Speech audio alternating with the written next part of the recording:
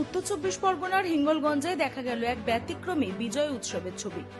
স্যান্ডেলের বিল গ্রাম পঞ্চায়েতের 131 নম্বর বুথে ভারতীয় জনতা পার্টির পক্ষ থেকে অভিনবভাবে পালন করা হলো বিজয় মিছিল। এই মিছিলে উপস্থিত ছিলেন হিঙ্গলগঞ্জের বিধায়িকা রেখা পাত্র। তাকে সঙ্গে নিয়ে মহিলা বিজেপি কর্মী ও সমর্থকেরা গোটা এলাকায় বিজয় শোভাযাত্রা করেন। মিছিলে গোবরের ছড়া দিয়ে এলাকা শুদ্ধিকরণের প্রতীকী কর্মসূচি পালন করা হয়। বিজেপি সমর্থকদের দাবি, দীর্ঘ 15 বছর ধরে এলাকায় তৃণমূলের অপশাসন ও সন্ত্রাস চলেছে। এখন এলাকায় শান্তির পরিবেশ ফিরে এসেছে বলেও দাবি তাদের। সুন্দরবনের এই অভিনব বিজয় মিছিল ঘিরে এলাকা জুড়ে তৈরি হয় উৎসবের আবহ। ঢাক, আবির ও স্লোগানে মুখর হয়ে ওঠে গোটা এলাকা।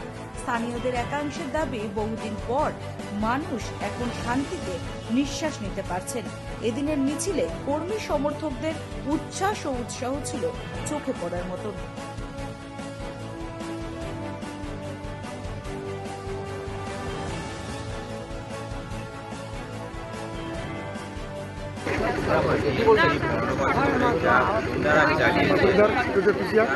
যেটা বলতে পারি যে মোদিজি শুদ্ধকরণের জন্য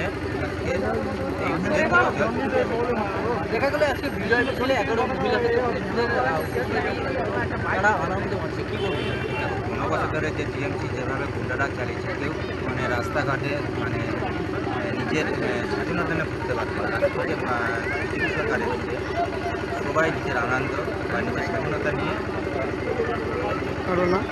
আপনার নাম? সন্দীপ। বাংলার মানুষ শুধু 13 নম্বর নয়, এই বাংলার মানুষ এই দুর্নীতির বিরুদ্ধে প্রচণ্ড লড়েছে। তো সেই দুর্নীতির হাত থেকে বাঁচিয়েছে। তার জন্যে আজকে দুর্নীতি মুক্ত করতে, এই বাংলাকে এই শাসন করতে, রামরাজ আনতে এই আমরা গোবর জলের ব্যবস্থা করছি। কোথায়? এটা হিঙ্গলগঞ্জ 13 নম্বর স্যান্ডেলের বিল 131 নম্বর বুথ। ব্যুরো রিপোর্ট, রাত দিন নিউজ নেটওয়ার্ক।